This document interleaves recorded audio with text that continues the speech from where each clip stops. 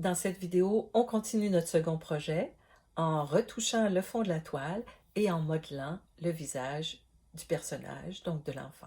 À tout de suite!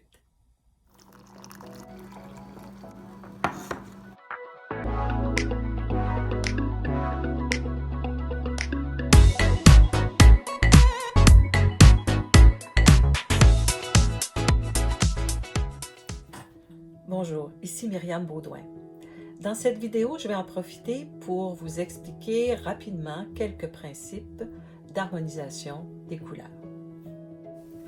Donc, vous vous souviendrez qu'on avait fait un fond bleu sur notre toile parce qu'on avait choisi, dans le fond, d'avoir comme un éclairage, de simuler un éclairage d'une lumière froide.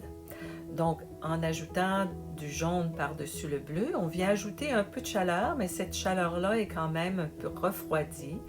C'est un jaune qui est quand même un jaune un peu plus froid et à cause du bleu en arrière, donc on garde cette lumière froide qui va influencer toute la température de la toile. Donc, on garde ça en tête.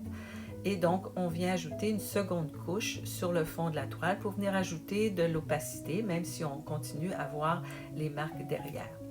Quand on vient maintenant modeler le visage du personnage, bien, on s'assure que les lumières seront plus froides, que les couleurs seront plus froides à la lumière et que les ombrages seront légèrement plus chauds.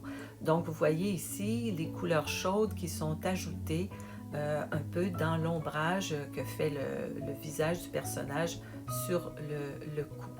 Donc, c'est la même chose sur l'ensemble du visage. On vient accentuer, on vient modeler davantage pour donner vraiment du volume au visage de l'enfant et lui donner un aspect un peu plus réaliste au niveau des formes.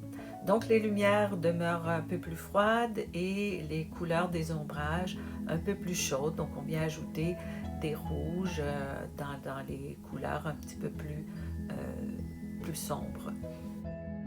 Cette réflexion au niveau des couleurs chaud-froid nous permet d'assurer une harmonie. Donc, le bleu est majoritairement et prédominant dans la toile, autant dans le fond que dans les vêtements et l'oiseau. Et c'est ce qui va créer, ce qui va nous aider à ressentir une harmonie dans l'ensemble de la toile. Donc, c'est tout pour cette vidéo. J'espère que vous avez apprécié ces brèves explications. Et on se revoit dans la prochaine pour modeler les vêtements de l'enfant. Donc, si ce n'est pas déjà fait, abonnez-vous à ma chaîne et n'oubliez pas d'appuyer sur le bouton j'aime. Portez-vous bien. À bientôt.